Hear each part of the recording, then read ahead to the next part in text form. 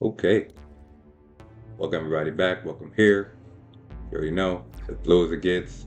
Back with that episode 4 of Hard Knocks off season with the New York Football Giants.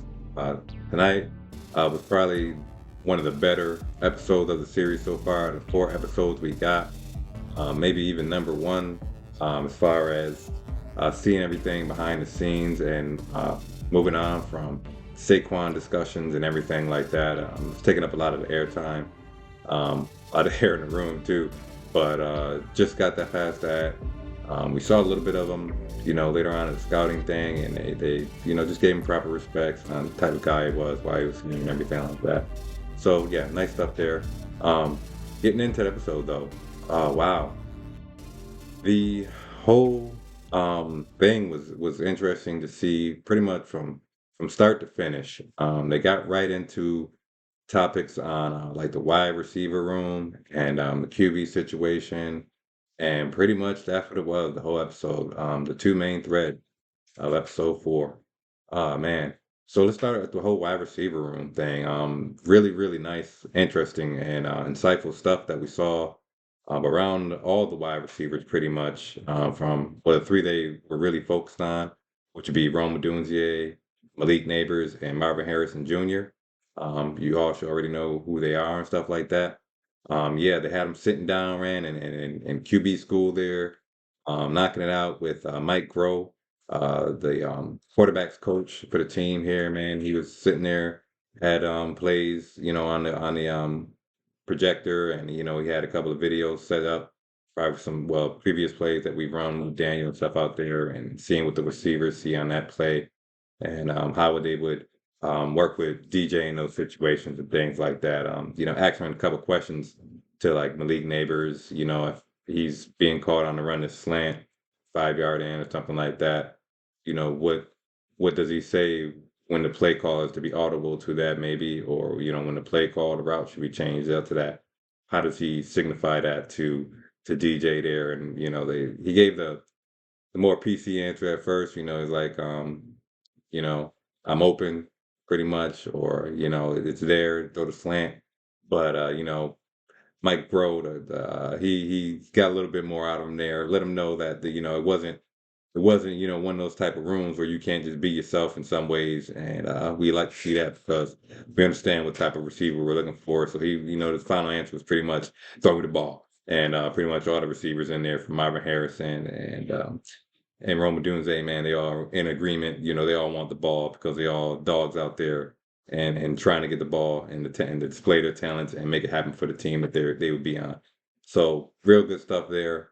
Um, just it gave us a chance to really see what may have separated the three in further discussions, and it seemed to not be so much around the talents because we understand that all three of them are projected to be really good talents. We've seen the physical traits and their game and everything like that, so we understand that. But it came down to what really fit and within the team need, and that was good to hear, at least from Mike Groh when he gave his input to Joe Shane and John Mayer was in the room at the time, and they pretty much asked him, who, who would you go with if the draft was right now and we're on the clock, and he said Malik Neighbors without a hesitation, and in full agreement of that. No matter who you might have liked, man, you knew that we needed one of these three guys. My top two were Malik Neighbors and Rome Odunze, as far as pushing what happens in the wide receiver room and getting that out of the QB. And Marvin Harrison might not have been quite that fit. Not these guys are not like bad character things, you know what I'm saying? It's just that the type of receiver in the flow of a game that we were looking for to kind of jumpstart what the offense has been like. All of our receivers are not saying none of them are ballers, not dogs, not ready to get at it. Like we know that's not the case either with Wandale Robinson's and Jalen Hyatt who's ready to get it, and Darius Slayton who's always on call, but is more of a steady dude. All these guys are ready to ball. And we've even heard from discussions, from Slayton at other places, outside of the Giants locker room, how, his time here is even can only be said to so much because, a receiver can only do what they can when they get the ball. So, we look towards Malik Neighbors to be that next step for us. to go along with everybody else in the wide receiver room and to push the offense to motivate each other and to, try to outshine each other, for in locker bragging rights, pretty much, right? That camaraderie still maintained because they are in there. They are the cohesive unit of that wide receiver skill position group. So you want all of them able to support the other and to push the other, not only on the field, but when they might be on the sideline, on the bench, not having the best game, whatever else, making sure that they're staying up and head in the game and not caught up in what took place however many minutes before that next snap. So that's what's up. Yeah, that was good stuff. So it seemed like they really were feeling League Neighbors on there, with Dayball speaking about him, and Mara was really kind of taken aback when he heard Mike Groh give his opinion about taking Neighbors, and that's probably because Mara is a high character guy. Again, this is not about character of the players, the talents that are here, and all that, but his sensibilities around it. If I said, around it. Um, when it comes into what he's trying to make sure that the New York Giants legacy football team Giants legacy maintains, probably from his father with Wellington Mara and everything like that. And Chris Mara's in the room too, so he ain't trying to let that happen to the family name. And Steve Tisch has ownership rights or part ownership, so he's there too to make sure that his dollars ain't going to waste and that ownership name ain't being disgraced. So that's a good thing. The Giants have always been like that, though. It's nothing new for us to really take in as far as the type of character players that we've had here. Dayball was, aware of that and shown as well in some parts. So that's nothing really to be said there for us or the wide receivers. But it was something that style type drive of a receiver is what the episode was about when regarding the wide receivers there.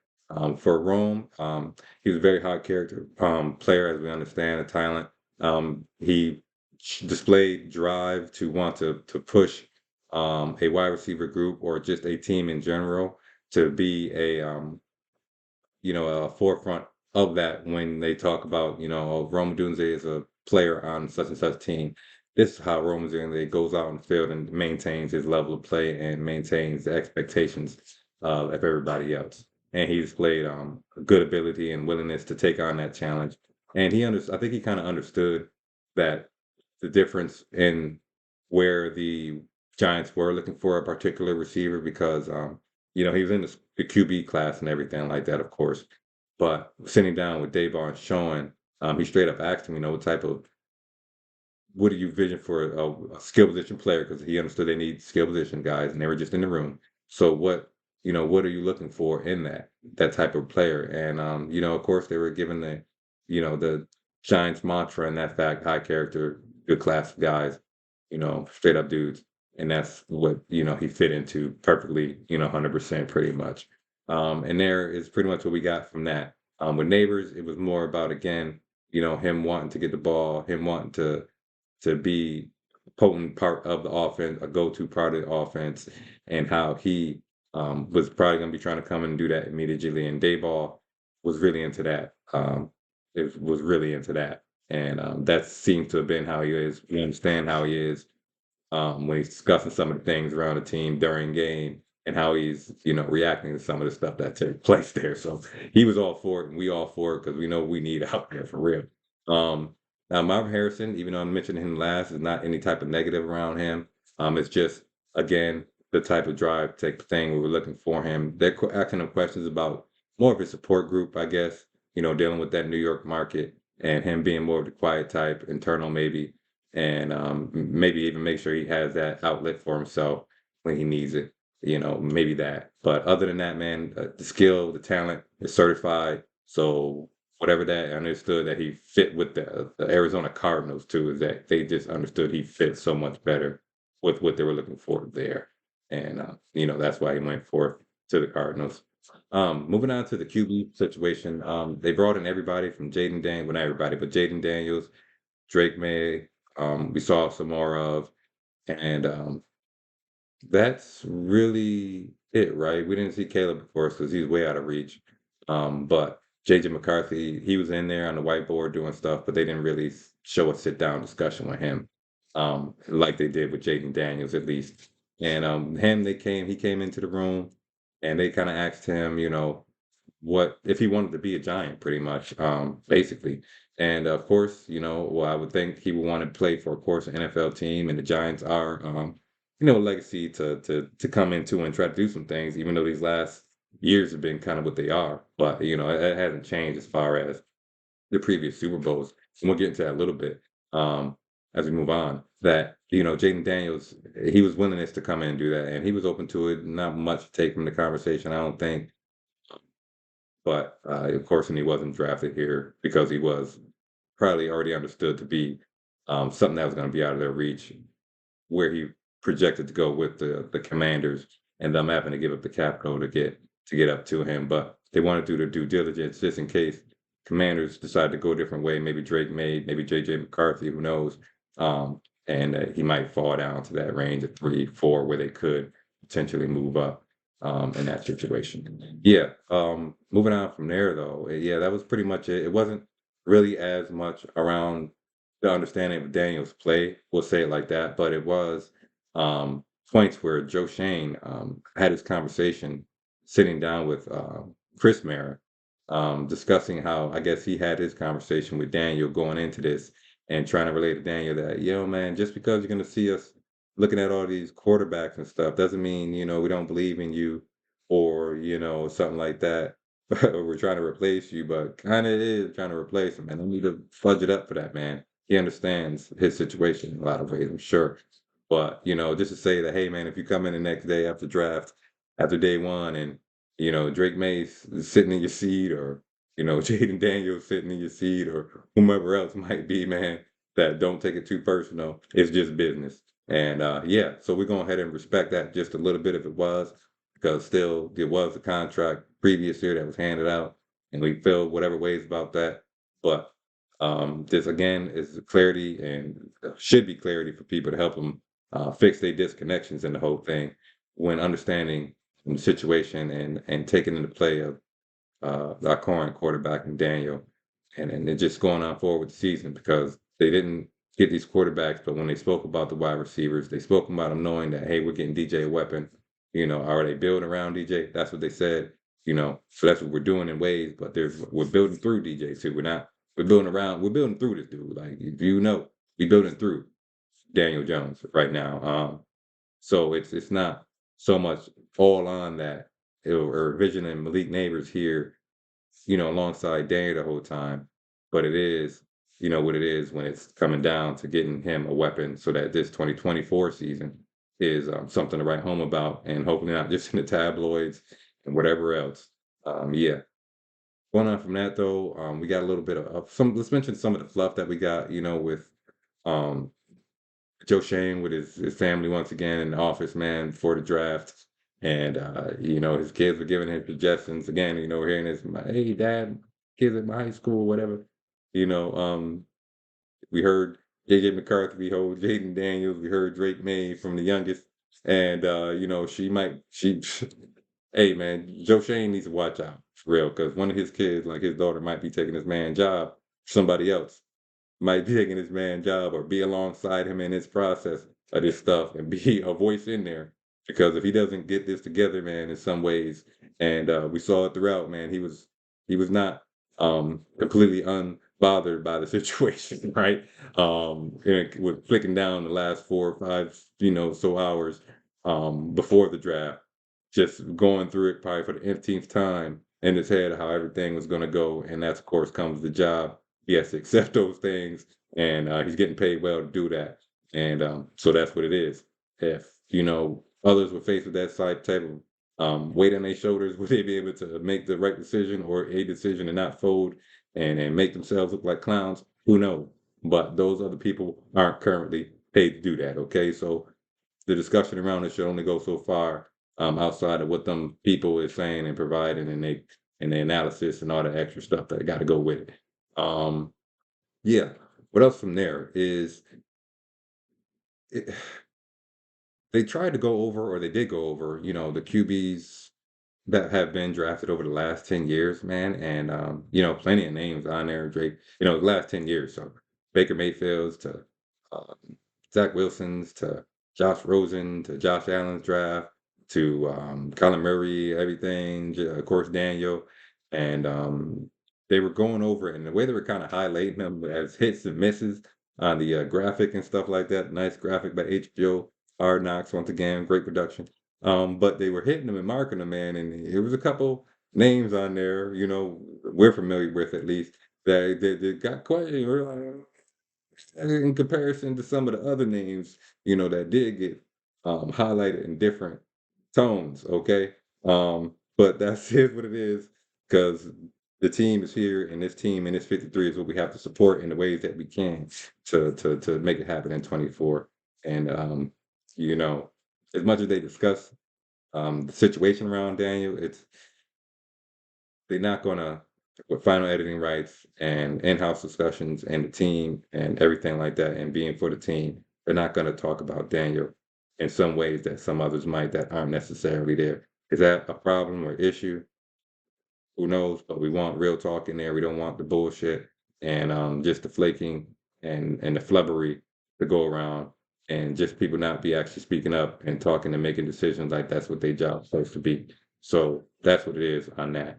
Um, and that comes back to Shane here, I guess, on that when he was discussing a little bit about the trade, some tape on him speaking with again the New England Patriots about potentially trading up for Drake May and the Patriots were not moving. I think that was pretty much made firm by them during their discussion that, they'd be talking about a 1, 2, 3 and probably, a one or a two, one and a two next year, possibly fluffing up to move up because they were set on getting their draft and getting their quarterback coming off of Mac Jones.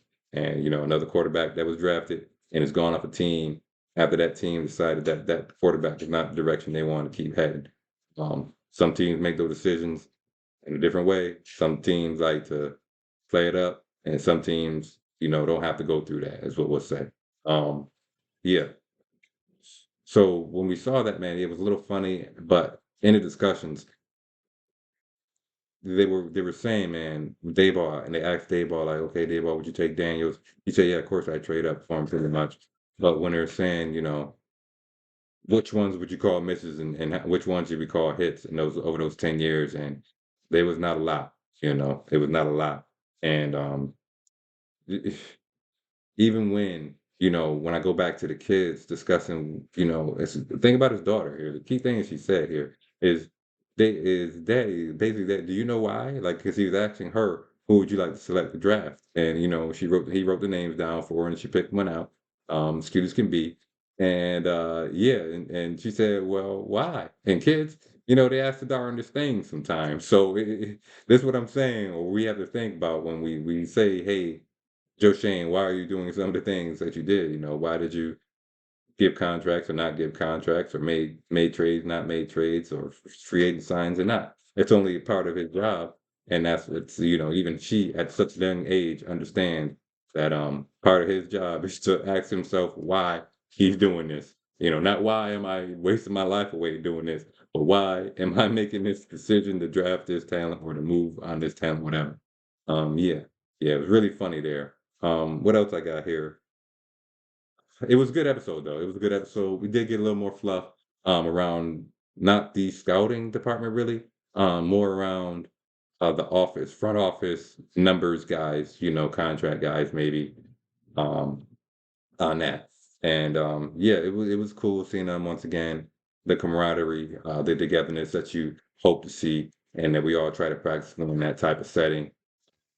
And that was good to see because it lets us know that they're all on the same vibe and the same in the process itself right now. As drafts coming along, they're all in the game to make it happen.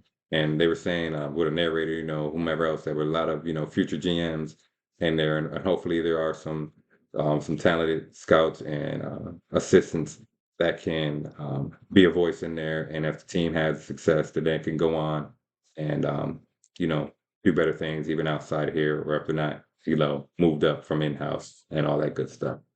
Yeah, I think that's pretty much the episode, right? I'm not gonna.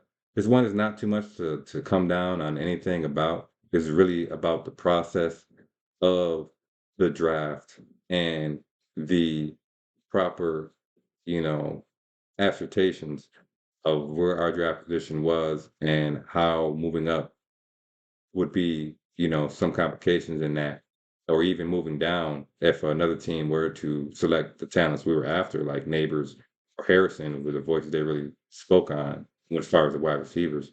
So, you know, again, we didn't see much about all the quarterbacks because we did know that, Michael Penix did come in, and we didn't really get on anything of him. And even when they were doing their graphic with the thing, his name wasn't really mentioned in any sliding fashion. Even when they were talking about the Falcons, who ended up going Michael Penix, and so he wasn't even on their board in that situation. Not much on that, but it is something to take note of, I guess. That's it though. Hope you enjoyed this. Think around. Think coming back. Welcome back. Welcome here. It's that boy. Know the get. Like it, hate it. You already know. Moving on from episode 4. It's like maybe 2 episodes left. 1 episode left, and that's probably gonna finish out actual selecting of Malik Neighbors, because it's all in the past, so we can't act brand new about what's going on right now. All right, yo. Peace out. Be safe.